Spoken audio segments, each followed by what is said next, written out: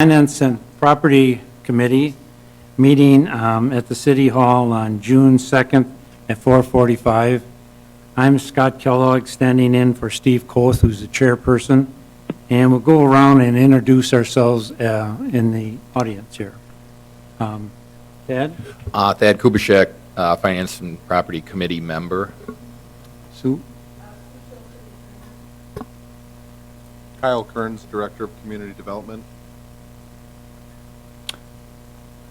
Joe Eichstead, City Engineer. That was Tom Rayom on the phone, Alderman. Joe Terry, Director of Public Works. Jennifer Gossick, City Clerk. We also have Dean Veneman, Alderperson. And Joe Zerflu is part of the committee, sitting in for me, since I'm sitting for Steve Koth, and he'll be on the telephone. The first item is call to order. The second item is consider request to increase the construction service contract for MSA for the East River Bank Phase 2 project by $12,500. Maybe Joe Terry, do you want to speak to that? Sure. So Joe Eichstead had handed out a copy of that contract document. If you look at the last 2 pages, it includes the scope and the costs for that scope. Throughout the construction project, we operated within that scope. After the project, or as the project was nearing completion, MSA had asked for additional compensation for extra time spent, but they did not inform the city that they were spending extra time. So staff reviewed those requests. That is included in your packet, some narrative from staff as far as what staff believes is a reasonable amount to compensate. Some of the additional work staff felt was actually additional work, whereas about a third of it we had looked at and felt that it fell within the scope of services provided in the contract, and without any indication from the service provider that there may be additional costs, we felt that making a request at the end of the project was inappropriate and misleading. And so about $4,000 of those requests staff does not recommend the city pays. So this came up at a previous committee meeting. It was given to the Common Council and sent back to this committee. And so what I understand is, rather than $12,500, you're saying it should be $8,197.25. That is correct. Instead of the $12,500. Joe or Thad, do you have any comments or questions? Yeah, I guess I'll speak to it because I was the one that requested it to come back to committee. And I'm looking through it, and I know that I I'm going to be more prepared at council. But I was reading through the emails back and forth, and I believe that MSA was requested to do work. Whether it's appropriate to bring it at the end, I don't know.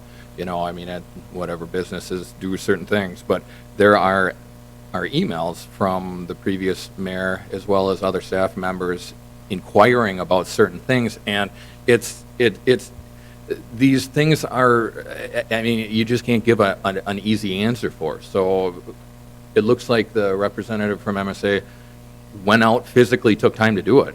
And I mean, I don't know how we can undercut what they actually did. I mean, there's an element where I guess I appreciate I appreciate Mr. Terry, and I appreciate Mr. Eichstead in terms of looking out for the best interests of the city and looking out for the best interests of the taxpayers.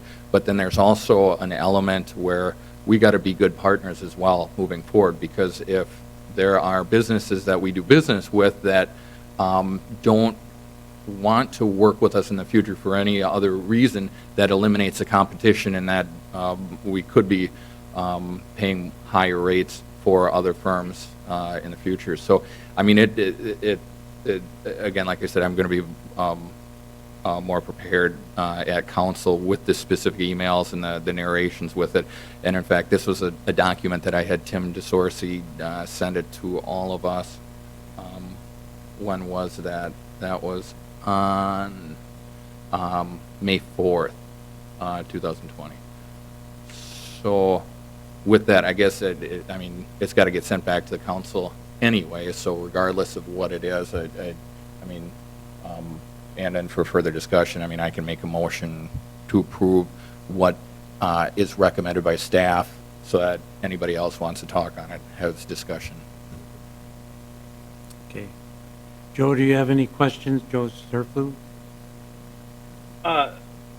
Yeah, like number 5 on the list there. If there was a mistake on the plans that, as I understand it, we would have approved, is that really, I guess, MSA's fault?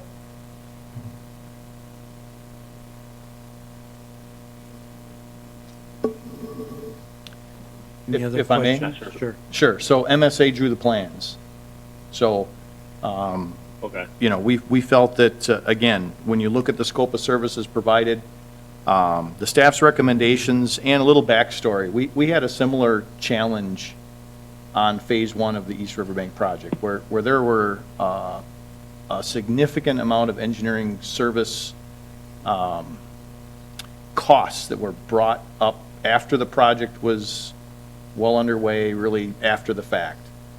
And we met with MSA's, you know, executives and informed them that that's not acceptable. The city's done millions of dollars of work with this firm over the last several years. And as Alderperson Kubaschak said, if the city is requesting the work to be done, the city should be paying for the work. With these two projects, the work that was requested is within the scope of the project. And when it isn't, the city deserves to know up front if it's out of scope and if there may be additional costs. We had a similar situation on a different project with a different service provider, and midway through the project, there was a concern about construction management costs, and that there were a few items that were out of scope, and it may exceed the amounts that were quoted in their similar proposal. And so it was brought to the city's attention up front. It was kept on the front burner throughout the project, and at the end of the project, it was evaluated and a decision was made. So there were no surprises. And so we've had this conversation with MSA, and that the city expects, and as staff, in order for us to be able to approve costs, we expect to know what we may or may not be approving when we're discussing these out in the field. You know, so that's a little bit of the backstory, but to answer Alderperson Zerflu's question, he's right. The change in the plans was necessary, and it was the same firm that drew the plans. There were a few other things too about the project that the city paid for, and in staff's opinion, questionably. For example, the balcony. In no way, shape, or form can you build a feature by a river that would affect the elevation of the river, and yet that's how it was designed. And so the city ended up paying some of the cost for the redesign. The city had requested proposals for, or ideas for dealing with potentially tuck pointing that river wall below the water line. How might we accomplish that? And had used MSA services to provide that guidance. And one of the proposed solutions was to form up a barrier and pour a grout that can flow in water and set. and we paid them for that. But that's not legal in Wisconsin. It changes the elevation of the river during flow events. And so, there were several things where we have paid for. People make mistakes. They were doing the best they could. We paid for some of those activities because they were specifically activities that requested, even though they couldn't necessarily be built. These other activities, as staff, we were under the impression that they were included in the scope. And so when you look at the scope, even some of the change orders, they expected that there'd be change orders to, that's item number 1, construction administration change orders, review change order requests from contractor, recommend change orders to owner as appropriate. Construction observation under item number 3, assistant communication between engineer, contractor, and owner, especially when additional information, interpretation, or clarification is needed regarding existing conditions or contract documents. The item that Alderperson Zerflu mentioned really falls in that. And if there was if they were concerned that that activity was going to run over the costs that they proposed in their scope of services, they have a responsibility to let us know that, and not let us know after the fact. Because as far as we're concerned, anything that we're dealing with is within the scope of services and the contract that's already approved.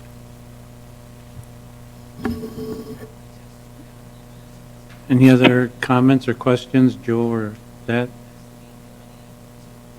No, I don't have any. How's my audio? It's great. Okay.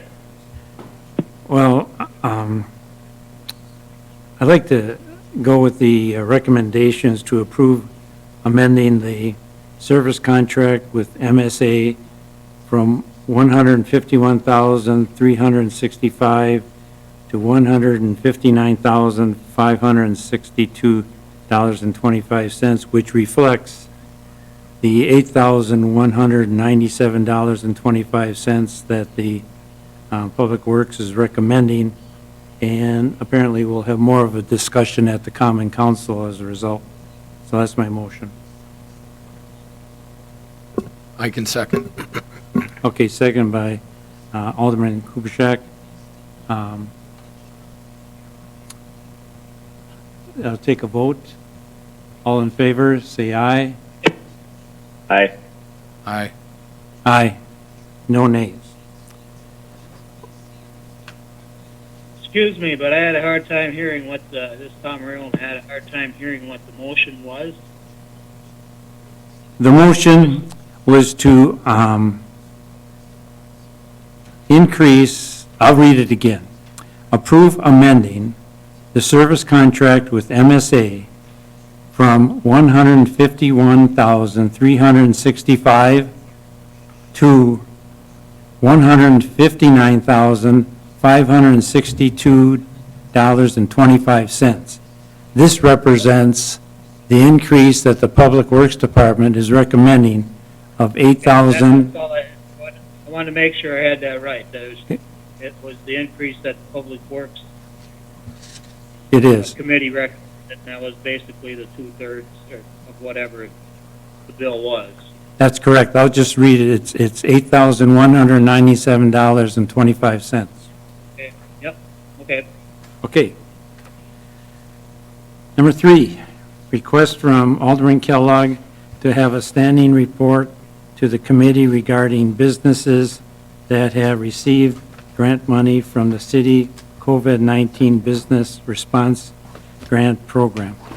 I sent this in because my feeling of transparency and just to know which businesses received some funds and how much. So I think Kyle?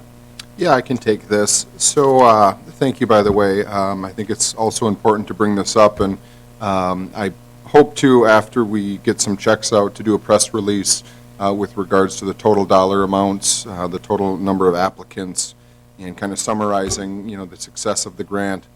Up to this point, we've received, and again, the grant application process is closed. It was open for 3 days a few weeks ago. We received 81 grant applications.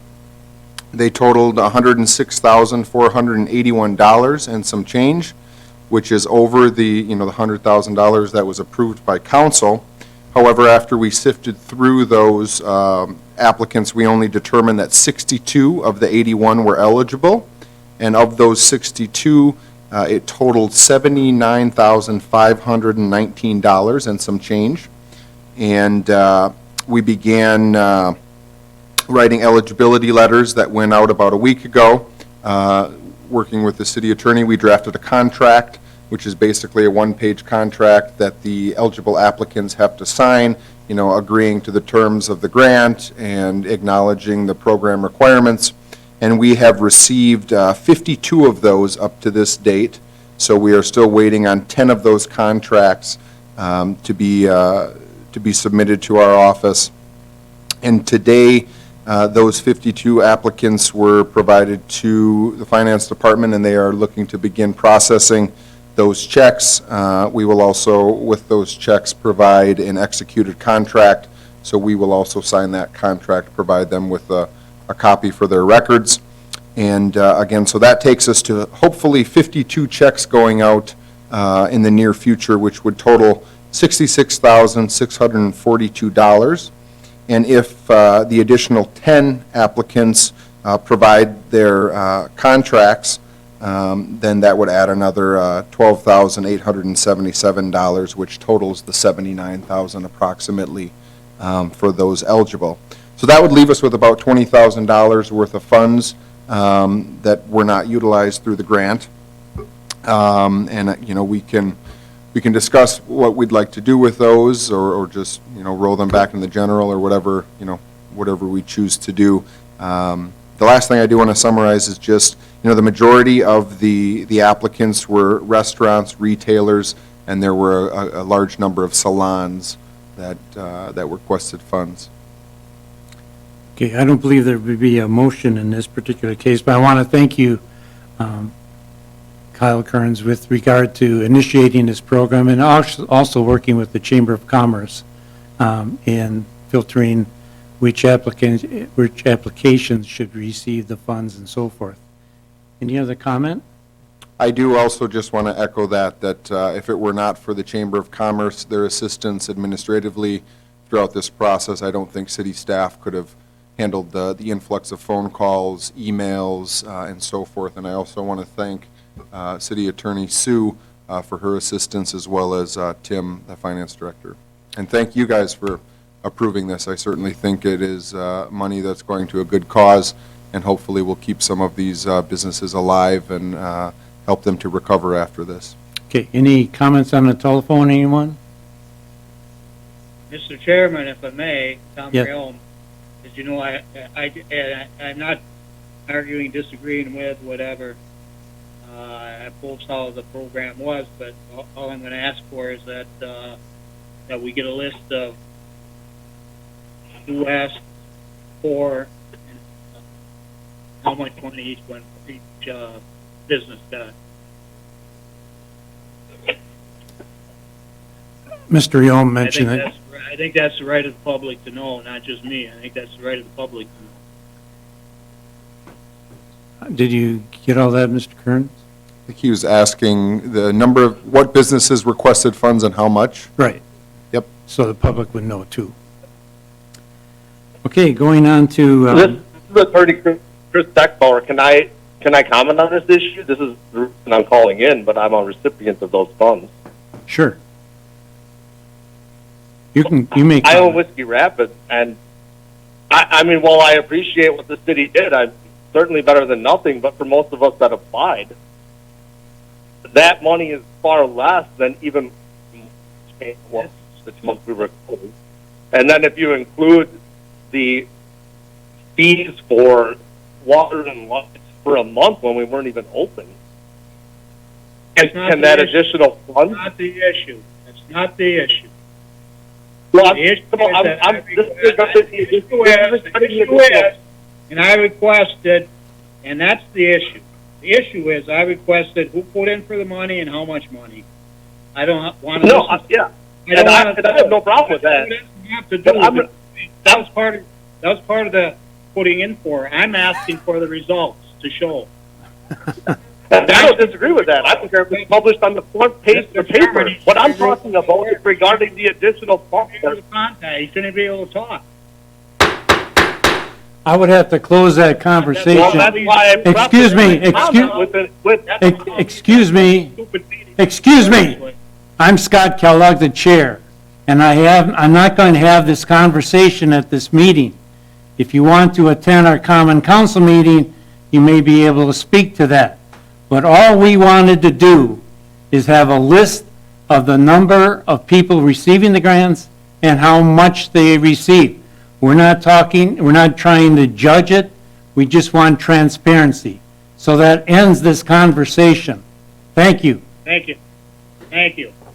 Number 4, consider request from Johnny's LLC, Josh Vetrone, agent, doing business as Johnny's located on 2610 A Street, South, to temporarily extend his alcohol premises to include an outdoor area as shown on the attached map, and for a noise variance to have a ban on Saturday, July 4th, 2020, from 6 p.m.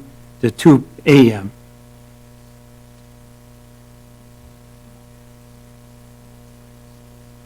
Josh, are you on the line? Yes, sir. Do you want to speak to this? Sure. We're looking at getting a ban. I don't have anything finalized. We're kind of waiting for all of the approvals that we need here. What we want to do is have a band in the parking lot. We're going to have a curtain side trailer to put the band in. And the noise variance, they would be done by midnight. You know, it'd be like 8 to midnight.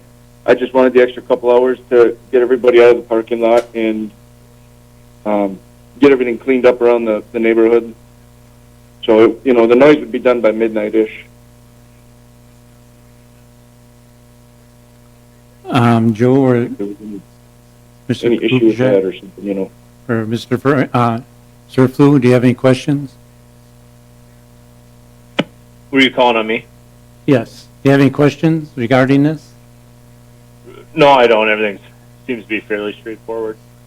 Mr. Schill? I mean, Mrs. Schill? I'm here.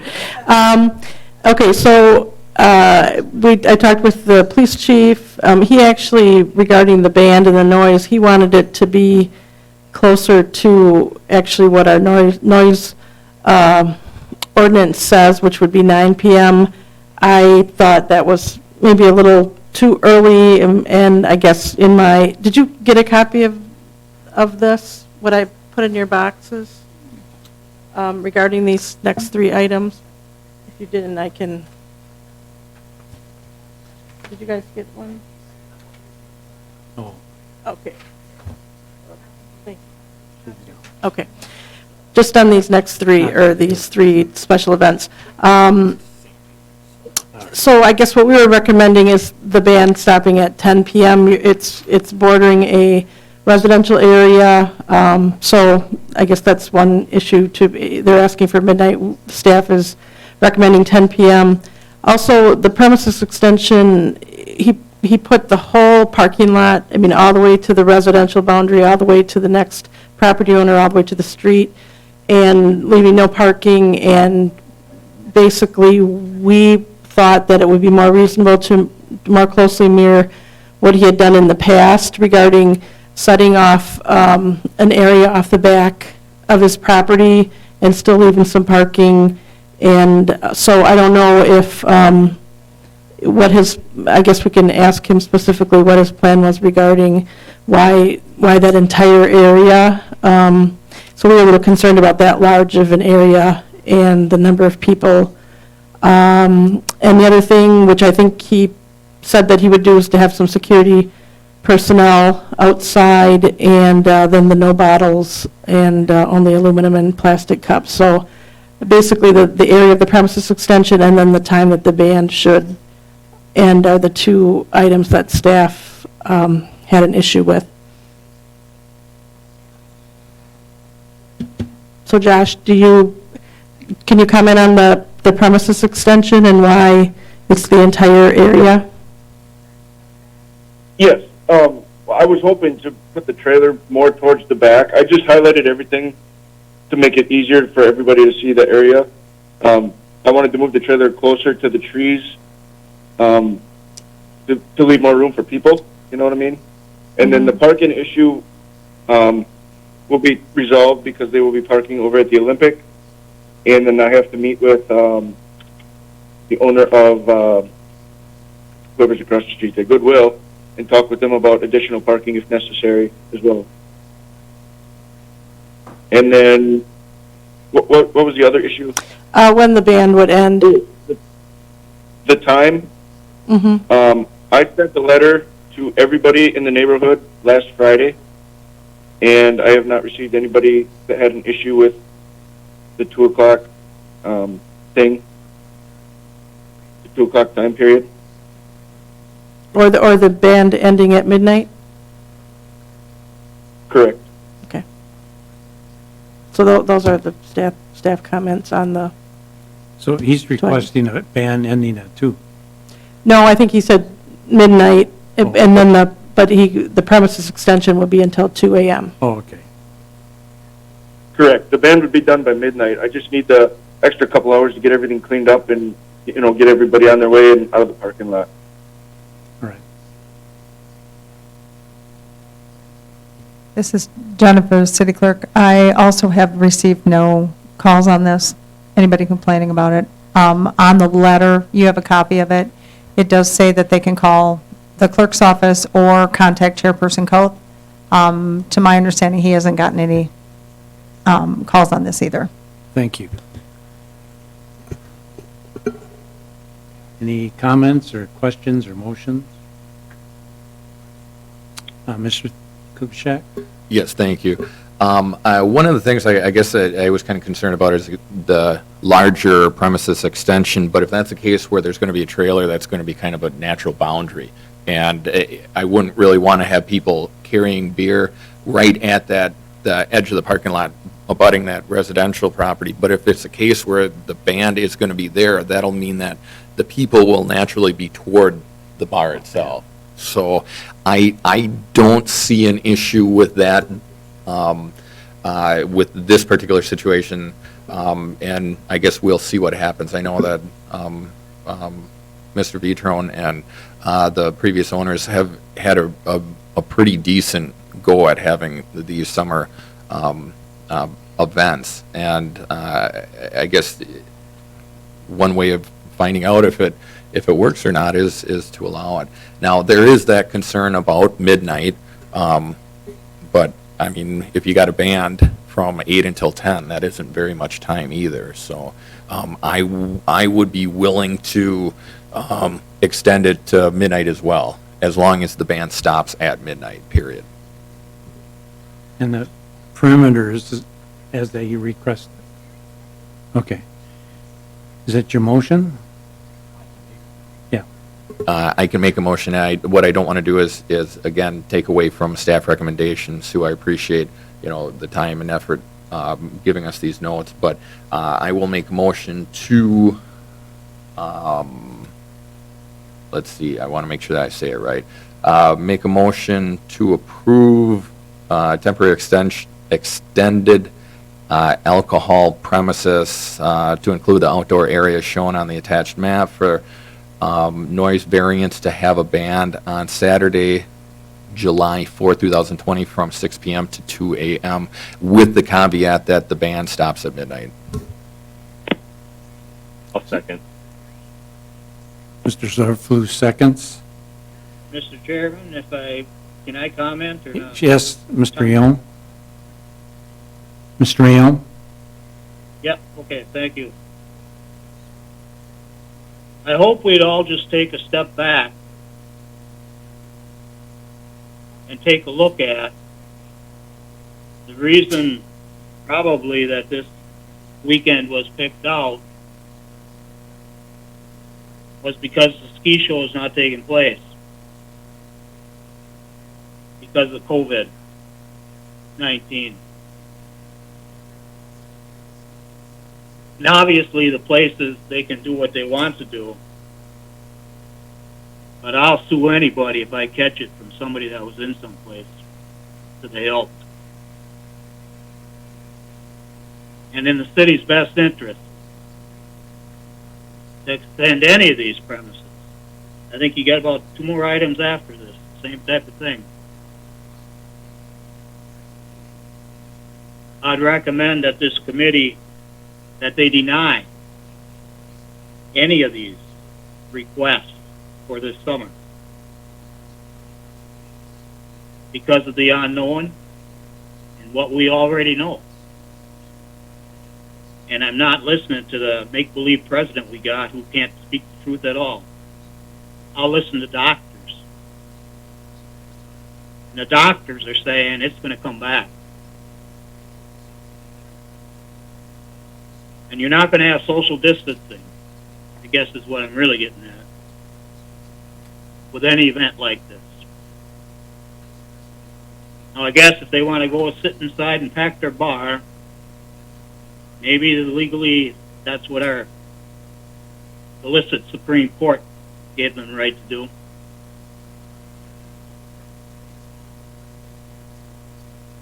But I will not, as a representative of this community, give a right this year to anybody,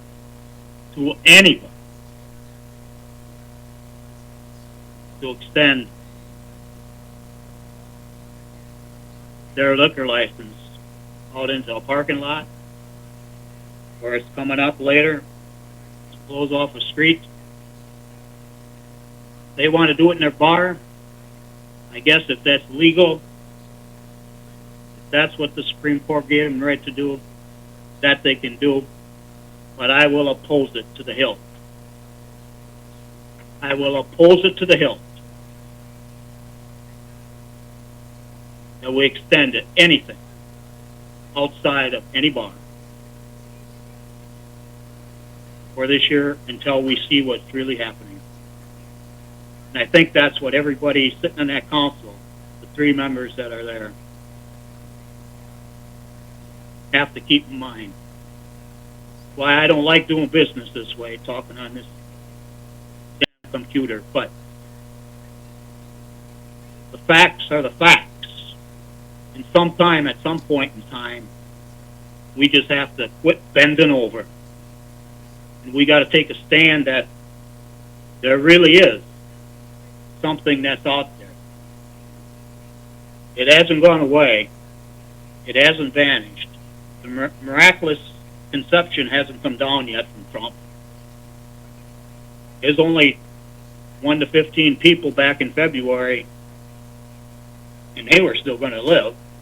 There's drastic change. He won't admit it. He says it's fake news.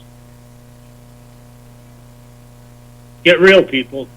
There's 3 there tonight to vote. 2 weeks from now, I'll be there in person, hopefully. And I'm going to say the same thing. So I'm giving you one chance tonight. Do the right thing to start with. And say no, because of the danger that's there. The city has that right to do that. And if it needs to be a referral to be put in, so be it. I'll put it in that we won't have any of this type of stuff even considered for the rest of this year. Thank you. Thank you. So we have a motion and a second. Let's take a vote. All those in favor say aye. Aye. Aye. Aye. No nays. Number 5. Consider a request from C.C. Steckbauer LLC, Kaylee Sailor Steckbauer agent, doing business for Whiskey Rapids Saloon, located at 150 2nd Street North, regarding renting using a public parking lot to extend her alcohol premises on a frequent basis for outside bar activities. And this says parentheses, Bags League. Any comment? I'd like to make one. Okay, Mr. Surflu? I don't disagree with Mr. Rayom's previous comments about COVID, but you know, a lot of the studies are too, if you move things outside, everything I've heard is that's probably better than being in a packed bar, I guess, I think is the phrase that was heard. I don't know, and this, you're right, the business is open, so, I mean, premises is basically just allowing them to, you know, conduct that business outside of the actual building. That's just the way I look at it. Not just to jump in on this, Joe, Sure. and if I may, Mr. Chairman, but just, and you heard my comments on the item before, but in this case, it's, at least as I got it, is to move outside and use a city parking lot. Yeah, I think we're correct talking, excuse me, I think we're talking about two things that Mr. Zerflu made a comment with regard to extending a bar out in the open area. And then the next one, we're talking about item 5, where it's to use a parking area Okay. for frequent, Excuse me, I jumped ahead one item. yeah, frequent basis. And I guess I just want to comment, I have a concern about using the public parking lot and also frequent basis, how often, and I think we should have a discussion about that. I don't know if Mr. Kubitschek or Mr. If I can interject, Who? I don't mean to interrupt you, I apologize. Okay. Chris Steckbauer? This is Chris Beckbauer. Okay. We're talking about one per week, and it's for bag toss. People have come and requested that they throw bags for our bar, which we could move tables and have them inside throwing. We'd prefer to just put them outside, and they can throw along the lot where Mr. Bender parked, which is adjacent. We don't have any parking. We don't have any parking space. So we're entirely landlocked. Am I still on? I'm sorry, my phone's making weird noises. Yeah, I can hear we hear you, thanks. Okay. Thank you. Yeah, sorry. It's about having the team outside versus inside, and I really don't want to have to move that pool table. It's one night a week, and I think it takes about an hour and a half. I've never thrown in one of these leagues, but it's actually safer than having dart teams, safer than having pool teams. These people are going to be outside, and you have, two people competing against each other on one end, and then it's like 26 feet apart on the other end. And I think you're still going to get 6 feet between the two people on the same end competing against each other. I mean, if anyone is that concerned about this COVID, regardless of their political ideals, it makes complete sense to me to just move that, pardon my language, that stuff outside. And unfortunately for us, I've been trying to buy that parking lot behind Bender's office for 6 years. And unfortunately, the previous administration never let me get past the mayor's office. So you people probably aren't even aware of it. I'm not. And you can probably hear in my voice how annoyed I am by it. It ticks me off.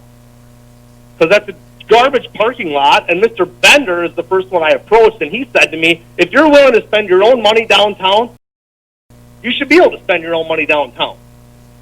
Improve stuff. Make it look better than spending tons of money on that place. And now after we're just crippled by what's transpired with this COVID and our business being shuttered, thank God it wasn't vandalized. What we'd like to do is have some teams come down. And yeah, they're going to consume a few beverages. I know the team we're having, her husband doesn't drink and she's pregnant. Now the teams they play, are they going to consume alcohol? Probably. I certainly hope so for my own business sake. And hey, what better than move them outside? I mean, if you want to believe the doctors, transmissal rate outside is essentially none. And the way we handled this from the get-go has been completely stupid on a national level. on a global level. People shouldn't be in the parks. Are you kidding me? That's where they should be, not in their house. The whole thing is absurd. Yeah, I wish I already owned that parking lot because I've already put $50K into that thing, and you guys would be taxing me and increased your revenue, which would increase your own spending. Instead, now I'm stuck landlocked. My dumpster sits on the old Eagles Club. I had to put that out there just so I had a place to dump my glass, because for 4 years I carried it bucket by bucket across the street every morning to stools. The whole thing, I'm sure you can hear it. It pisses me off.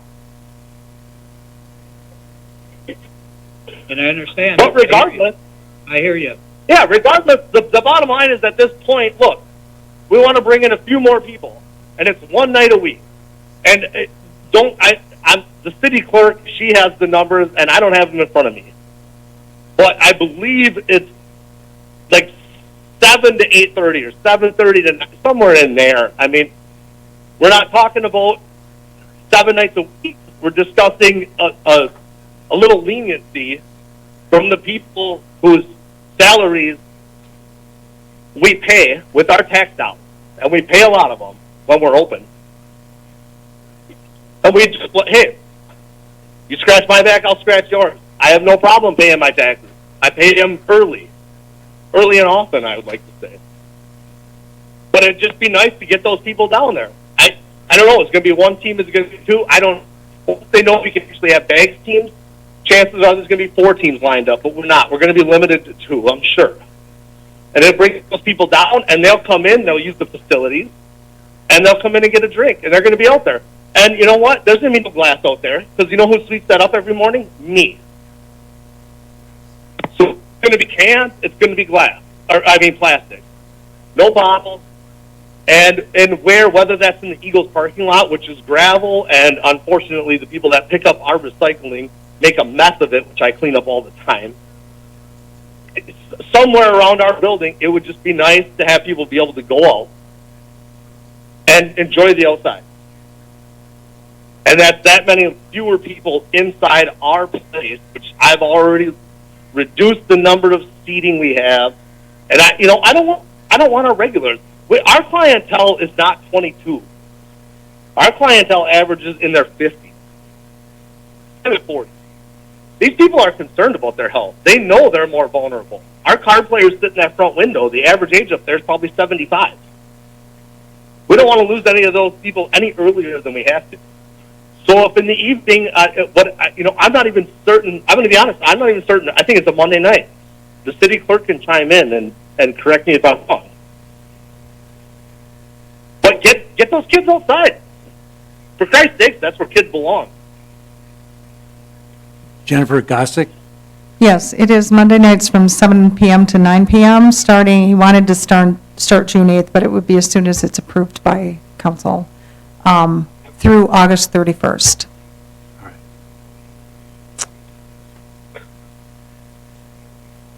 Any other questions or comments? I might have missed it. What's the green square?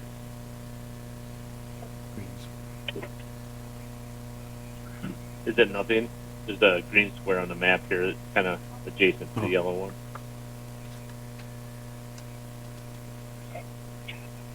Those are two separate, the green and the yellow are two separate parking lots. One is across the alley, and the other one is next to the building.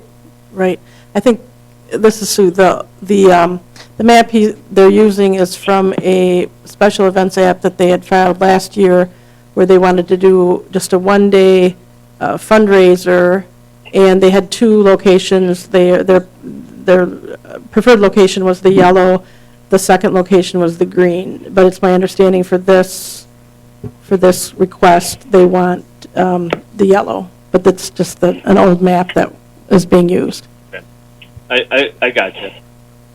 And I do have to say, I am glad to see the precautions in the request as far as boundaries and supervisors also,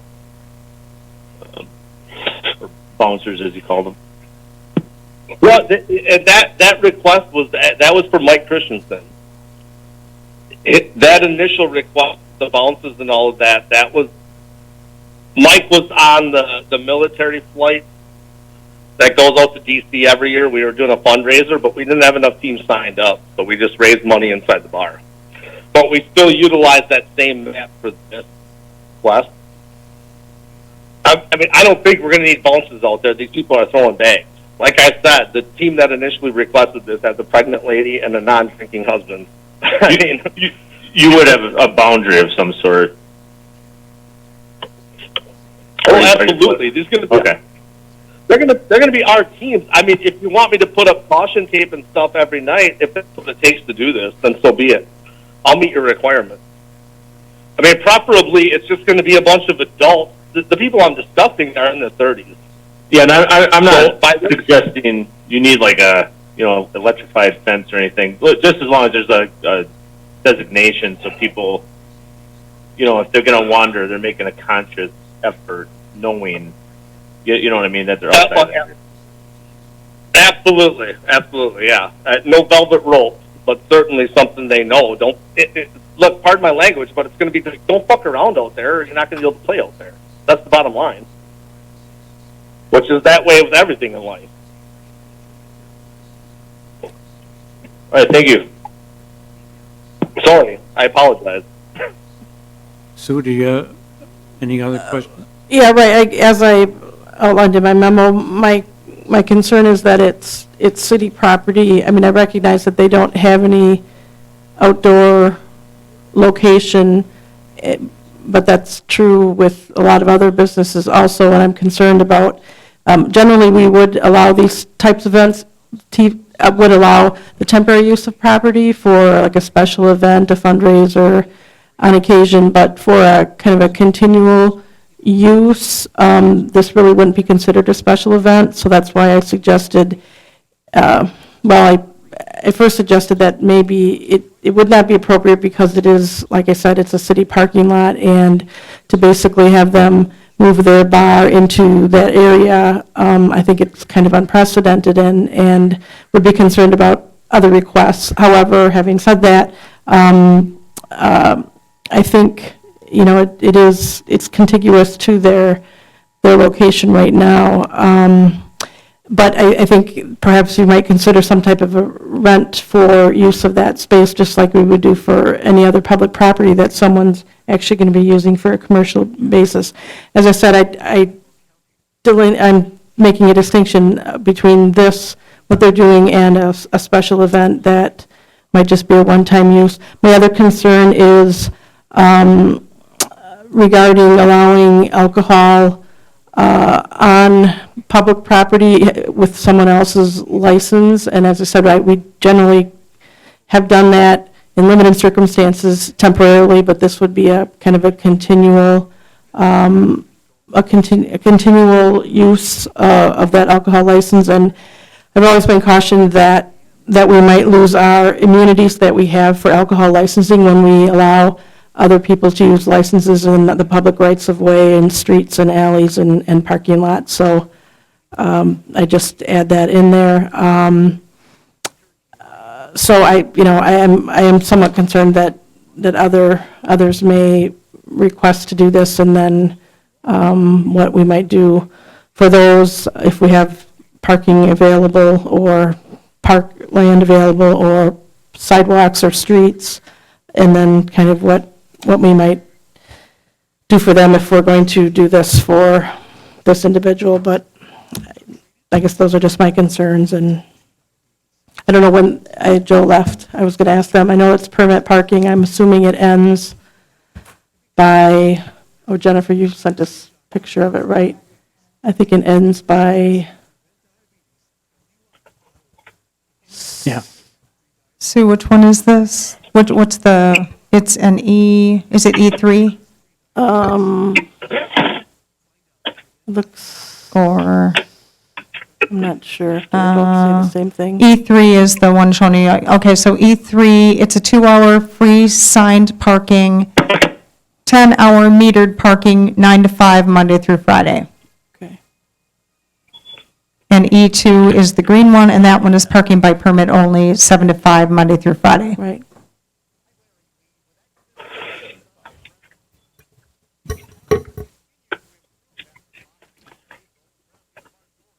Mr. That's Sue? I'm sorry. I struggled to hear your commentary. I apologize.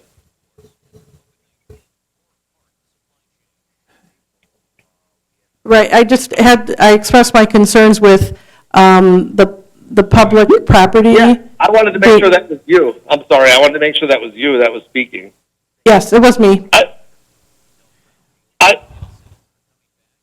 I think if we find a way where we rent or lease certain property, then the liability would fall on us. And then that's between me and Badger Mutual to cover our own asses during that period.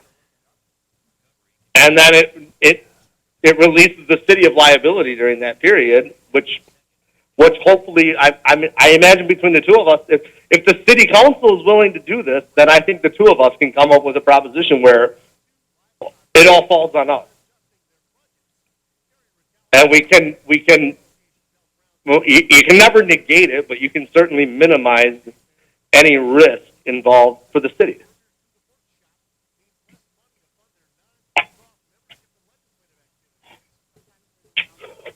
Any other alderman have a comment, question? Mr. Kubaschak? Thank you, Mr. Kellogg. I think we're talking about two things in this particular issue. The first thing is the use of public property. And I don't have a problem with that. I don't even have a problem with whether it's rented out or whatever. You know, if it's a case where there's metered parking until 5 p.m., then after 5 p.m. it's free range, but then potentially anybody could be using that. So I don't have a concern about having any type of activities. But the second concern is the premises extension. And as we talked about previously with Johnny's Bar, we didn't go extensively into premise extensions and the concern for that. But one of the things with liquor laws, and especially at the state level, they were all executed way back when with the Tavern League for specific reasons. One interesting state Supreme Court case, Wisconsin Dolls v. Town of Del Prairie, looked into what type of rights a tavern has as far as the original premises description. And originally, when Del Prairie approved the first primary or the original application for liquor license, it encompassed in the application, it said description, it said whole property. Well, 5, 10, 20 years later, the town board or clerk or whoever found that and said, no, you can't have that. We're going to make it specifically within the 4 walls of your bar. Well, they sued, went all the way to the state Supreme Court, and the state Supreme Court ruled in favor of the establishment, saying that there is a certain higher expectation for renewal of liquor licenses, that what was originally put in the primary application now serves. So their whole property, their whole premise down there, I think it's like 8 acres or something like that, anybody can drink on. And that's the concern that I've got with this particular situation. If it was a one-time event, absolutely. I mean, let's try something. But if it's a case where people are going to be on a weekly basis coming down and having alcohol on the city parking lot, we need it, just like any other premise extension, it needs to be taped off. Usually it's with a snow fence or some type of a barrier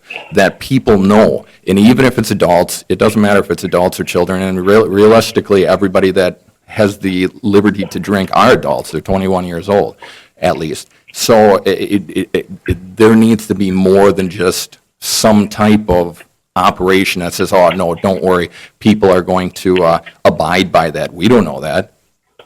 So with that, boundaries have to be set, established with this, and on a regular basis, I'm not in favor for it. If they want to have bag toss, if they want to play basketball, if they want to roll out a hoop, that's great, but they're not going to do it with a beer in their hand. Any other questions or comments? Well, that's totally understandable. Okay, is there a motion on the floor?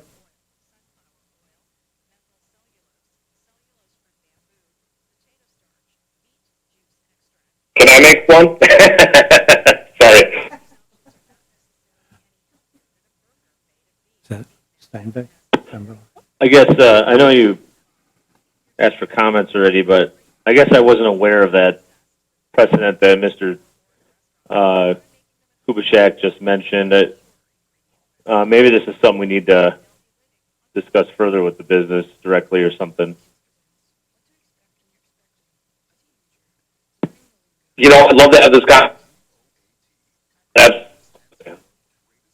Maybe we should just something that's not even on the meeting minute and just talk about just our parking lot. We can resolve this quickly.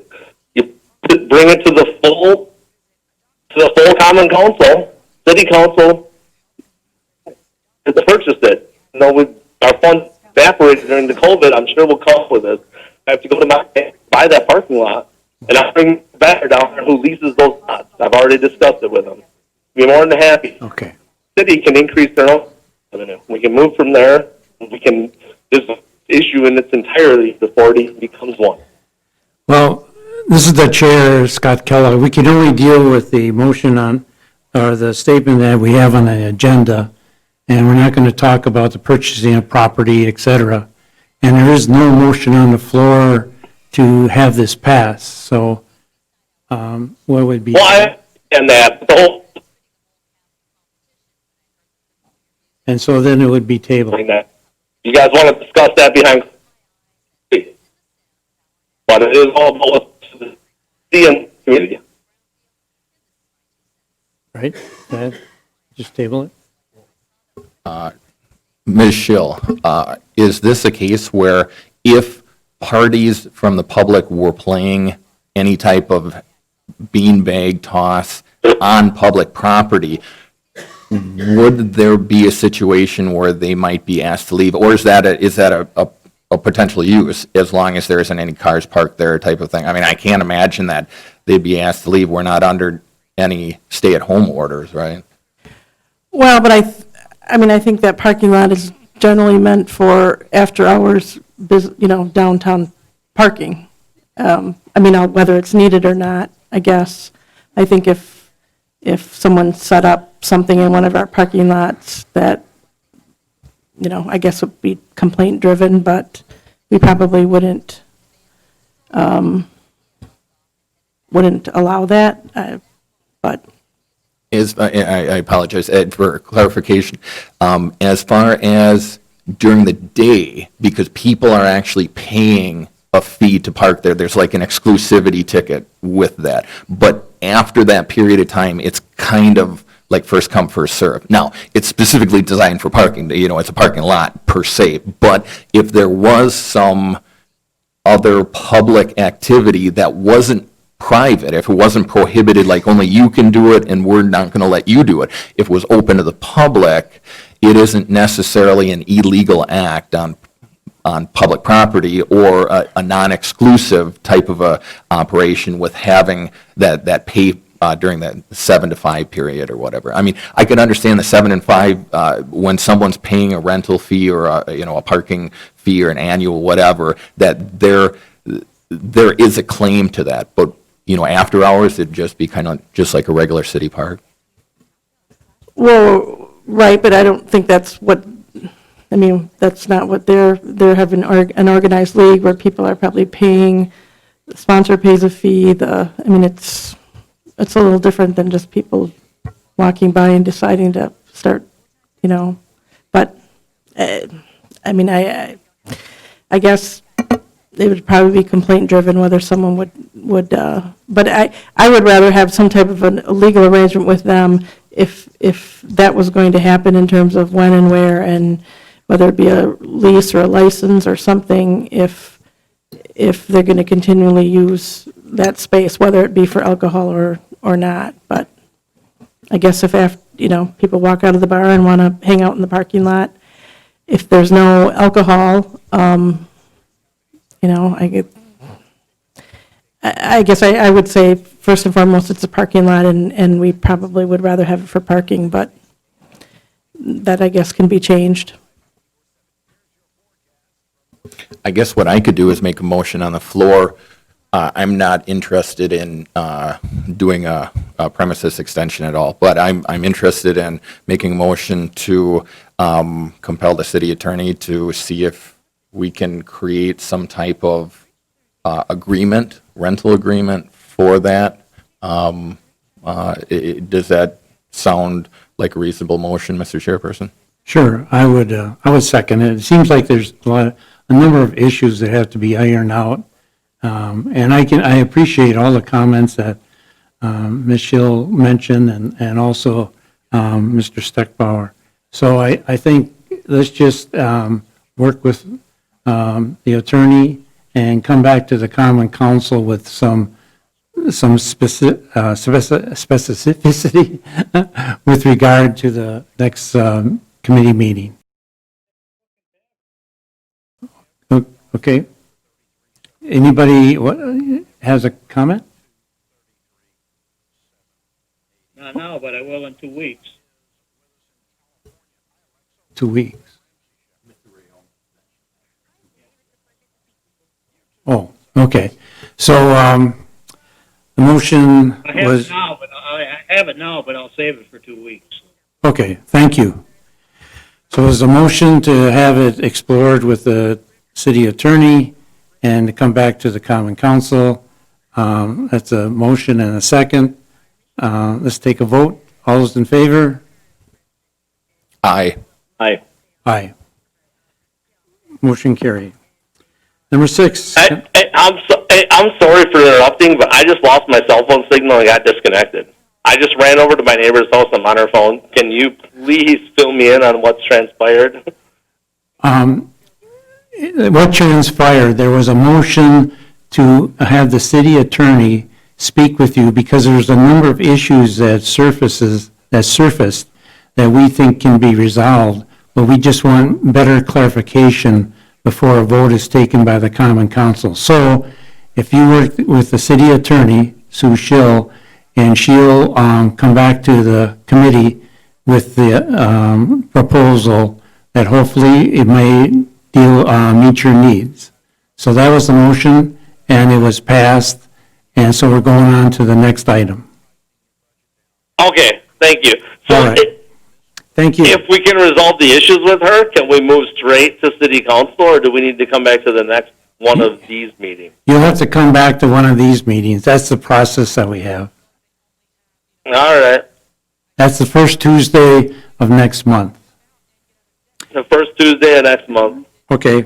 Number 6, consider a special event application including street closures, noise variance, vending, and an alcohol license premise extension onto the public street and right-of-way, Johnson Street between 3rd Avenue South to 2nd Avenue South from Amy Friday doing business for a square bar located at 210 Johnson Street for a customer appreciation celebration event held on Saturday, August 29th, 2020, from 12 noon to 12 midnight. That's the motion. Any questions or comments? Or who's that now?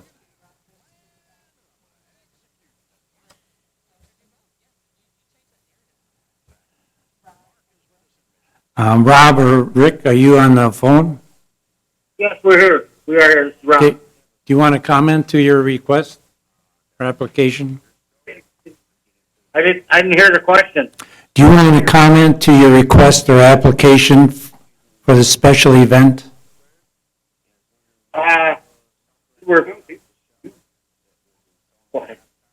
Yeah, this is Rick. I'd like to just comment. So I had a few questions were dropped off by me by Steve, District 5, and he just had some questions about the time and stuff. Because when we first put in the application, it started at 12 o'clock. We really didn't plan on starting the event and having it, for 12 hours long. The reason the 12 p.m. start came into effect was because of Wisconsin and the weather, we just wanted some time to put up a tent, if we're allowed to, on the street. I checked with the tent company, and with putting up the tent and tables and everything, they were looking at, 2 to 3 hours. So that's what that whole noon started with.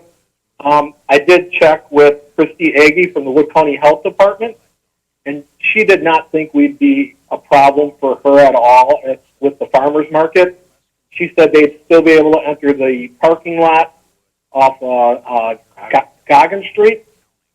She said she would communicate that through Facebook through her customers to not park on Johnson Street between 2nd and 3rd that day. But she did not have an issue. She was more than willing to work with us, and she thought it was definitely something that they could handle.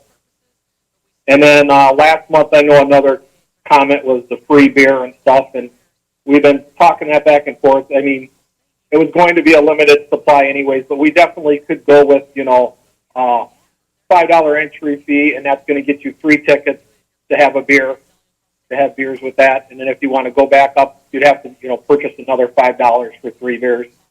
And then the bar would also be open to go inside and bring drinks out. So any liquor and stuff would be purchased inside the bar, carried out in plastic glasses. There would be a licensed bartender inside the bar and outside in the event. We'll have a door checker to get into the tent, and that would be the only way you'll be able to enter the bar, too. That's all I have. Okay, any questions? Mr. Kupiszak? Thank you. One of the things that we talked about last time was the free beer, and that looks like it's potentially be changed up because you need to have bartenders. But interestingly enough, this is one thing I was thinking about when I was driving home today from work before the meeting here, is that what happens when you drive steaks into blacktop? It starts destroying the blacktop. Well, initially you create a hole. Well, one of the reasons why blacktop degrades on streets or parking lots or wherever else is that moisture gets into and underneath in the subbase of that, and it starts to erode, in a small little crack or a small little hole gets bigger and bigger and bigger and bigger over years. So even with putting some type of sealant, and I know that 10 companies put certain types of sealant on there, but 5-10 years down the road, when the event doesn't happen anymore or something else, and now the street is starting to decay, whose problem is it? And the answer is it falls back on the taxpayers. It falls back on Grandma Jones. It falls back on people that didn't attend the event. So that's one of the main things, and it's kind of interesting. We've got a staff member that suggested kind of something similar. And so, I mean, where's the warranty with that? And the answer is you can't. You can't require, a business, and then 5 years, 10 years down the road, now no one's going to take that on. With this particular situation, with it being a one-off event, I've always had the essence of wanting to try something. We used to have Labor Day Festival downtown, and it was great. Moved to Robinson Park where it was better utilized space, but we didn't have a Labor Day event last year for several different reasons, I guess. But on the other hand, there's a lot of liability with this. This is the first time, as far as I know, that the city has or will be considering using public property in terms of a premise extension. And again, kind of talking a little bit about what I talked about premise extensions previously with state Supreme Court case, I get worried about that. But I think that one thing is for sure is that if something goes wrong at this event, this will be the last time this will ever happen in the city of Wisconsin Rapids. But so that I don't know. I mean, are we answering? Do we have enough answers to go forward with this? Is there enough planning with it? I'm sure that there is, but there's going to be the unknown unknowns. What's going to happen with that? So then the question is 12 p.m. to 12 a.m. I mean, that's a pretty big area of time right there. Is that going to get truncated? How are we going to look at this? And did you make a motion already? No, there's no motion, I'm just sorry. discussion. With that, I mean, like I said, I'll open up the floor to other committee members, but I don't want to be the one when someone says, I told you so, who approved this. Thank you. Mr. Chairman. Yes, If I may, Tom Rion? Tom Rion, if I may. A little bit louder, Tom. What? Huh? A little bit louder. Okay, I'll try. A concern of, there's several concerns of that, doing it. Along it coincides with the farmer's market. But along with that, added to, it is the farmer's market, at least at this point in time, as far as I know, is requiring full distancing and all that stuff to go on. That's from the county health department. That's why I've opposed these things, these other items even before too, along with. I'd be the first guy that you could have a party and whatever. But we're missing the whole point of what's going on in this country and in this world.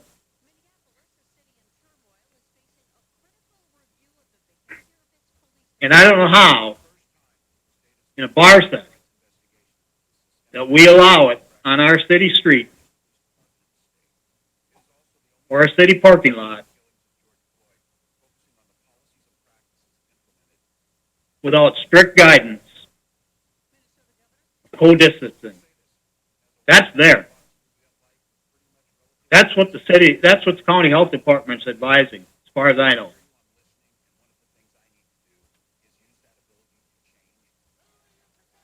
As much as I might want to say yes, I was actually involved in when Labor Day picnics were downtown there, when they first were revived, many years ago.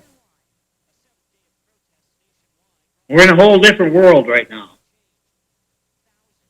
And that's what we have to really accept, that we are. This is a whole different world that we're in. That doesn't mean it can't happen in a year or two from now.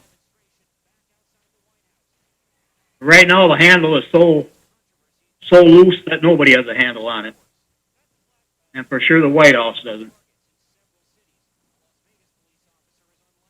We have to make a decision, and to me, the decision again is, it's no. Because there's no way you can do what they want to do with any type of social distancing. There's no way. But that's supposed to be taking place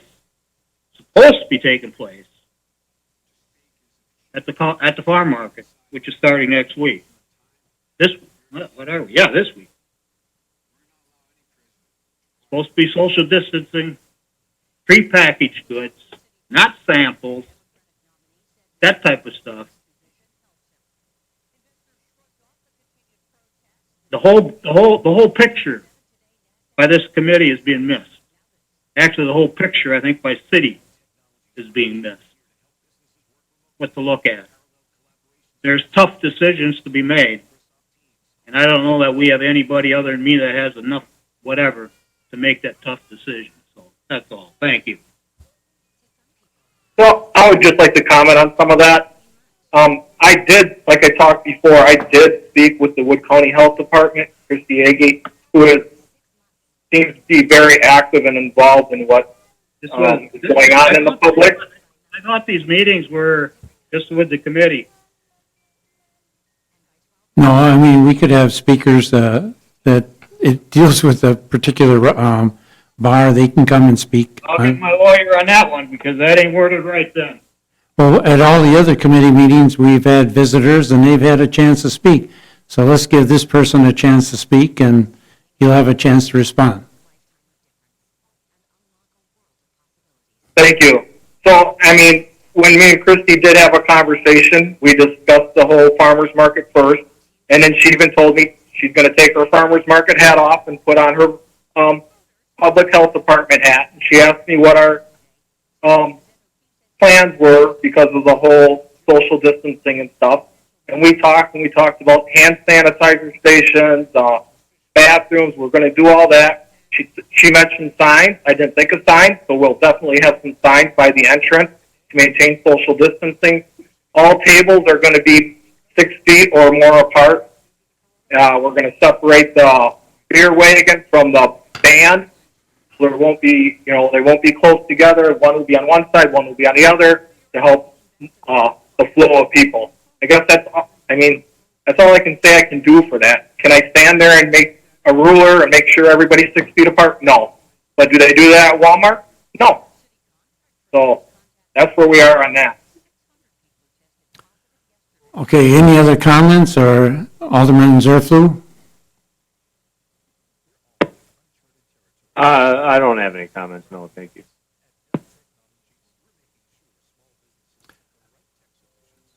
Attorney Schill?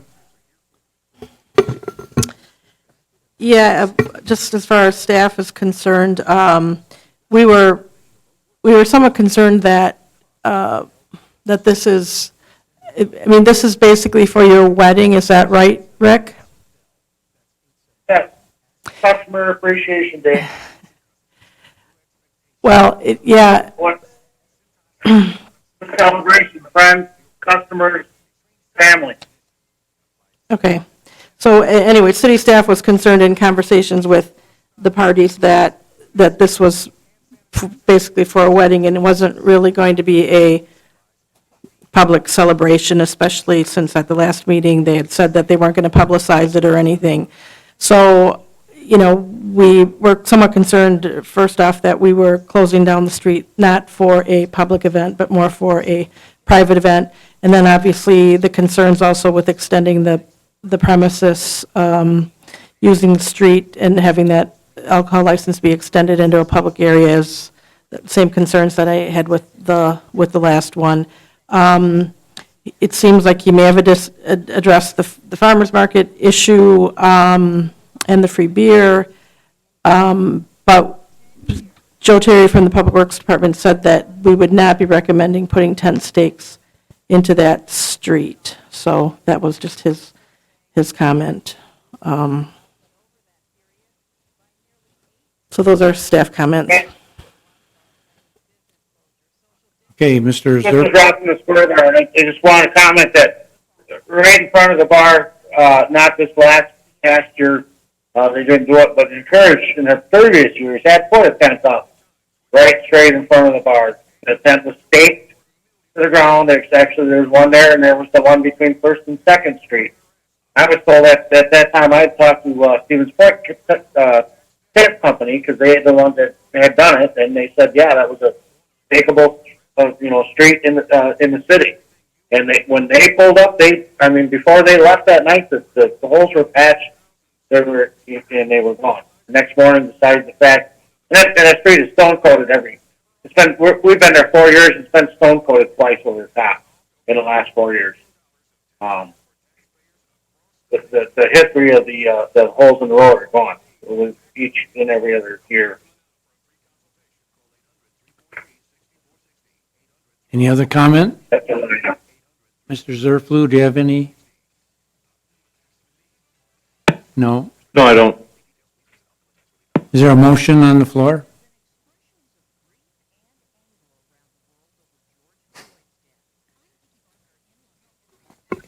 I could make a motion so that we send it to full council and then vote on it there, so it just doesn't die here. But again, I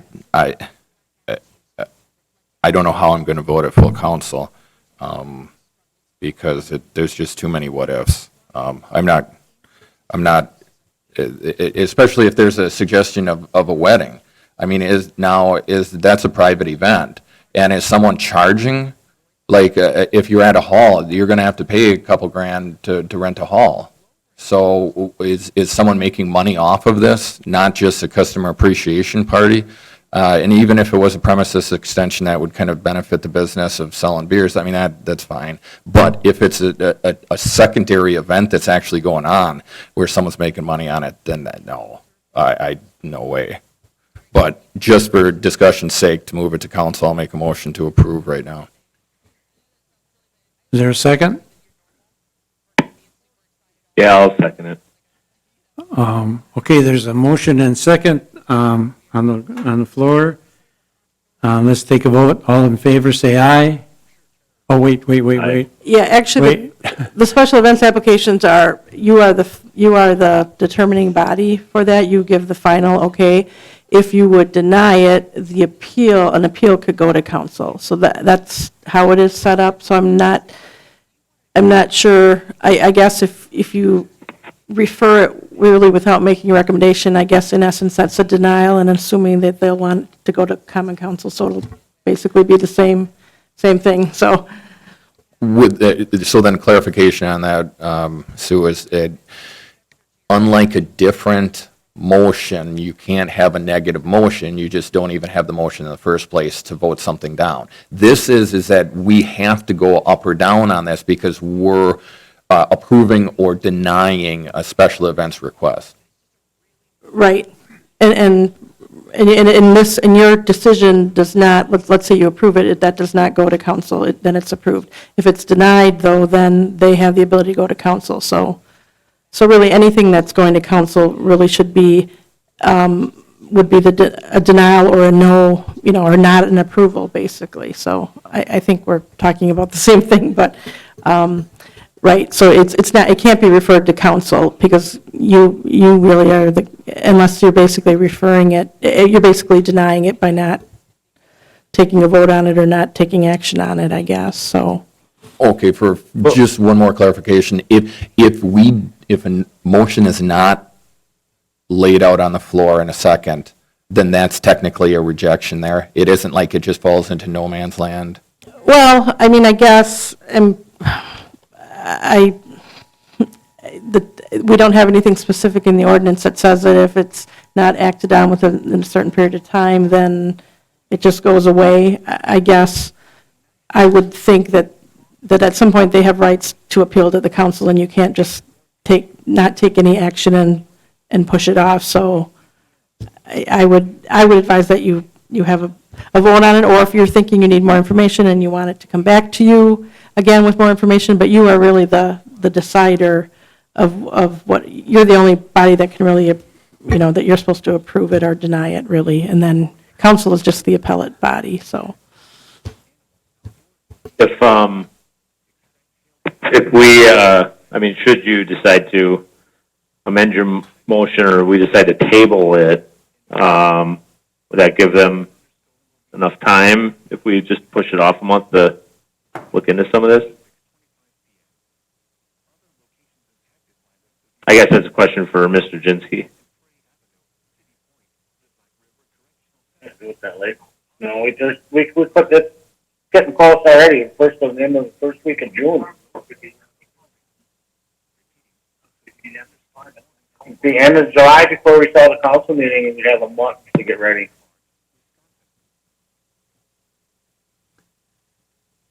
So we have a motion on the floor and seconded to accept that. Do we want to change that motion or keep it the way it is? I guess we can keep it. I'm going to vote in the negative because my intention is sending it to council, and if that's the mechanism, a way of doing it by denying it, and then council has the ability to rescue it and affirm it at council meeting, and then so be it, however that is. But I think if we either let it fail, there might not be time. So it's one of these, I guess, where we got to make the decision: are we going to do it or not? Are we not going to do it to have the interested party or the application party be able to? Will come back, or to be able to make their own plans if it's completely, time sensitive in terms of that, so. Okay, there was a motion to accept this proposal. All those in favor of it, say aye. I still vote aye. All those against? Nay. Nay. So that means it will come to the Common Council in 2 weeks at 6 o'clock, and you will be able to speak to it. Okay? Thank you. All right. Thank you. Number 7, initial discussion regarding ideas for alternative locations for the next year's farmers market. Any suggestions, comments? I wasn't prepared to just alternate. Nor was I. I thought we looked into this last year, and it's just kind of an issue of who's willing to, host it.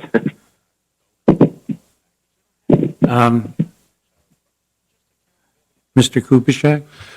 Thank you, Mr. Chairperson. I guess,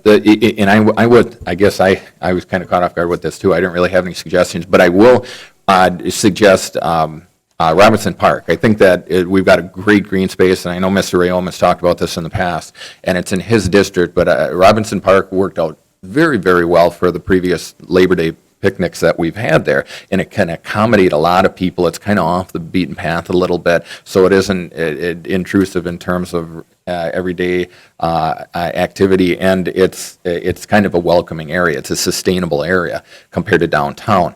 Now, with that being said, the question is, who is actually the one that's operating the farmer's market? Is that the county? Does it actually go through Wood County? So are we even, is this too ripe for us to even talk about? Because, and I know Mr. Rayom has talked in the past that he didn't like it being down by the river, and whether I like it or not, it's a case where we don't necessarily really have a say in it per se yet, because the only say that we have is approving the operation when the special events application was brought forth. So then the question is, if we have a desire to operate this or to run it, do we have the resources to be able to do that?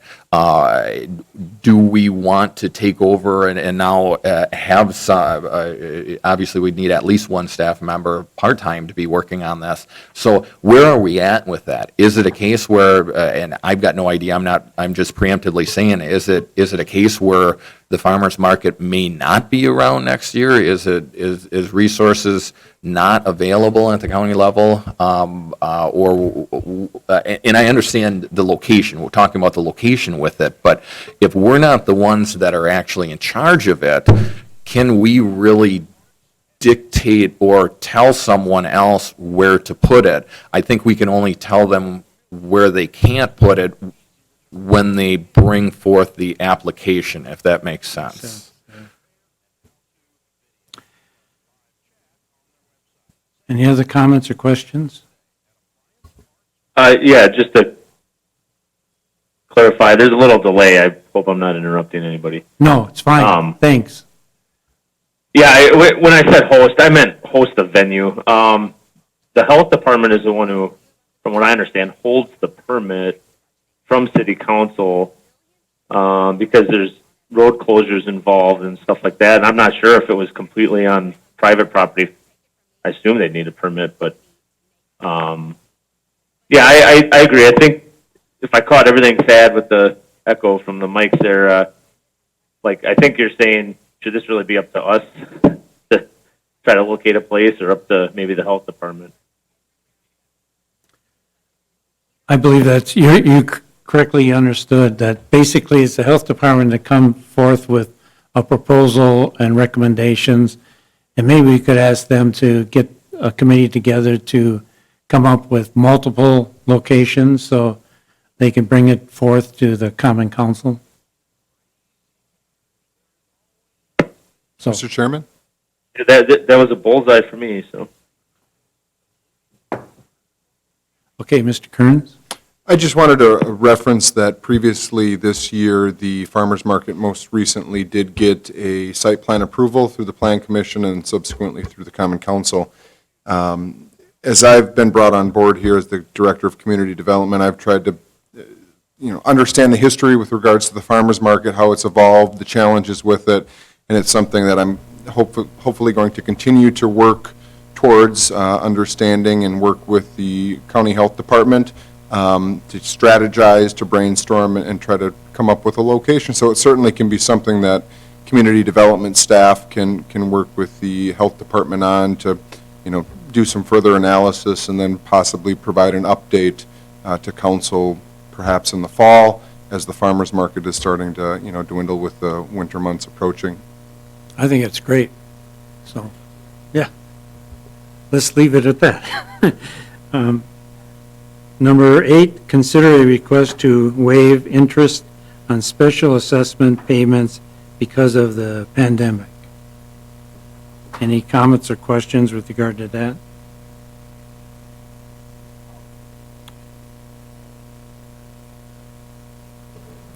I guess, I mean, I don't Darcy? really know Yeah. the origin of the request or exactly what, it's kind of general in nature as far as is for ones billed this year, is it for all special assessments? I mean, when we bill special assessments, first of all, the interest rates is determined, we used to have a standard 8% that would apply to the special assessments, and a number of years ago, we changed that to be more in line with what the current interest rate environment was reflecting, and that was as of January 1 of that year, any subsequent billing that year the prime interest rate as of January 1 of that year, that's what would apply to that billing through its installment life, so to speak. But the way the special assessment process usually works is that, say, I'll just use an example of a 2019 project that has special assessments. Usually that project is completed, the actual construction, and usually the following year, probably early in the year, is when we actually bill out the special assessments. And they either have the option, well, the ordinance states that depending on the amount, determines the amount of the installments, whether it be paid in full, 5 years, 10 years, or 15 years. If they elect, or they can pay it in full at any time, obviously, but that first year, say a 2020, that first installment goes on the following year's tax bill, but in that first year, there is no interest charge for that first year. It's only subsequent, and the second installment and subsequent installments is interest then charged at that rate that was at the year of the billing. So I'm not sure exactly. I didn't look at the packet, so. I mean, I guess it kind of goes to the question of is obviously, the second thing is right now we're looking at whether, we're doing a study on special assessments and whether we're going to continue with them in its present form, change it, or eliminate special assessments and, replace it with a alternative revenue source. But, I mean, kind of gets to, obviously, we all have compassion for people who have been affected by this pandemic in a variety of ways. But at the same thing is at what time do when do you entertain something like this? You could waive this interest, but then it's like someone else could come up with subsequent, waive this fee, waive the stormwater fee. At what point all this goes into the budget to support the operations of the city. When we adopted the 2020 budget. But obviously, I understand that people are affected differently by the pandemic. And, I don't want to speak lightly to that. All right. Any other comments or questions, Mr. Kupiszak? Thank you. Tim, I guess comparatively, who was the person that brought this as a referral? Was it Mr. Koth? Did he? I think it was a referral from Vernon Brzezinski. Okay. Regardless, it's one of these where I would think that comparatively, because we had talked about waiving the penalty for property taxes if the property taxes are not paid by the certain date, July 31st or whatever it is. That I can see being relatively easy for the treasurer to do, whereas this request seems like it could be turning into an accounting nightmare with the carrying the one and everything else, and then somehow if we miss one person through that, because not everybody's got special assessments, but there are special assessments that occur every year for the different various projects and stuff, and yeah, so then the question is it just this year are we waiving it? Is it next year that we're waiving it? And the real reason why there is interest on it is, well, primary thing, we don't offer loans for free for people. Otherwise, if we had completely waived the interest, then we would be virtually undercutting banks and providing a 0% loan for 10, 15 years or however long the assessment is for. So there is an underlying aspect of having a an interest rate because it compels the property owner to either pay it on time or pay it quicker because of that interest. And it more kind of it is a tax, it is something that is burdensome to the property owner, and especially in this situation, this COVID pandemic that we're in. I mean, a lot of people have been adversely affected monetarily, but it's, will this overload staff in terms of trying to find, and this year, what year do we actually do it, and for what good this might do for some, the hassle on the front end here, on our end, might cost too much. So I guess that's where I kind of feel on that. Right. Okay, Tim? And let's also point out, it's, obviously the installments that were put on this year and charged interest, the majority of those have already been charged interest, put on the tax roll, and the majority of those have already been paid for 2020. Right. So, and also it kind of comes to, and it's just, I'll just kind of speak in generalities of, obviously this COVID is affecting a variety of people and businesses and things like that, but government usually gets a trickle-down effect from these types of environments, and that being, with obviously the state being affected with their revenues. One of my concerns too is coming into the 2021 budget, how the state budget shapes up and how that affects us in the way of possible reduction in state aids too. So. Okay, that makes sense. Mr. Sorflu, do you have any questions?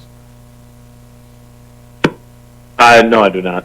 I guess it was mentioned that we are having a study with regard to assessments, and this could be included in that study as just a broad aspect of it.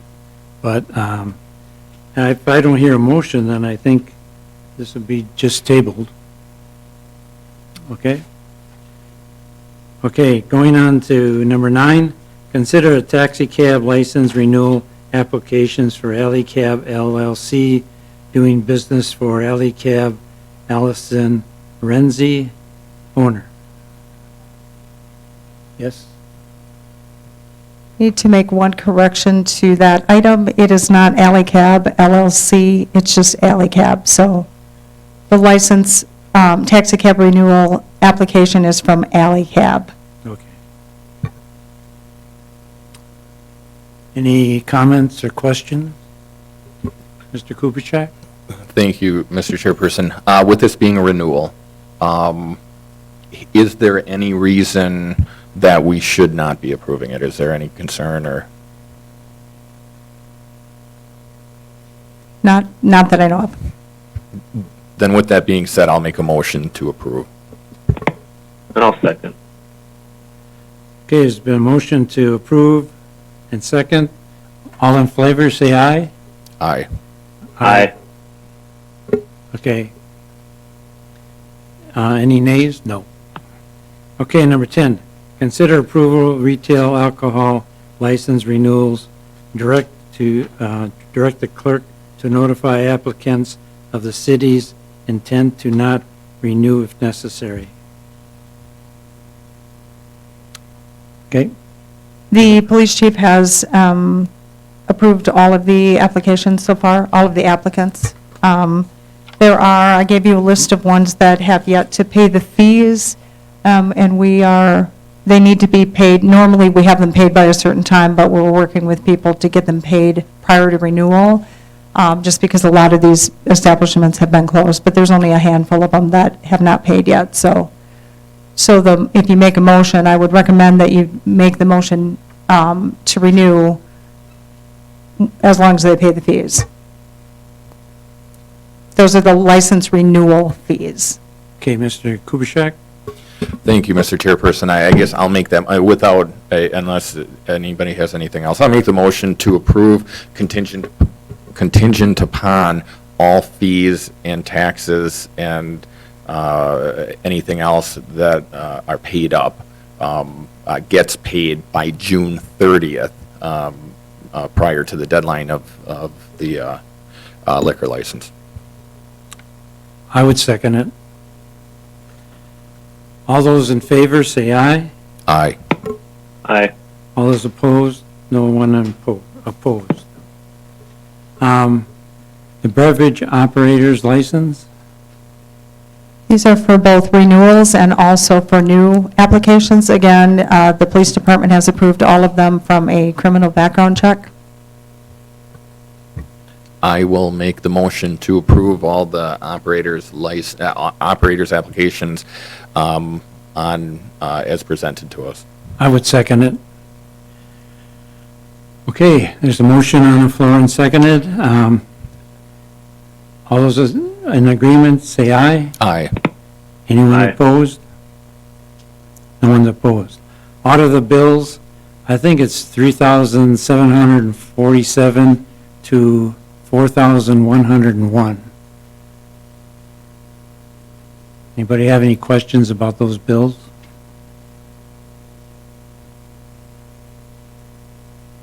I'll make a motion to approve the bills. I'll second. I'll second. Okay. It's been moved and seconded. All those in favor say aye. Aye. Aye. All those opposed, no one's opposed. Said next meeting date, I believe it would be Tuesday, July 7th at 4:45. Okay? And then we move for adjournment. All those in favor say aye. Aye. Aye. Aye. Okay, good evening.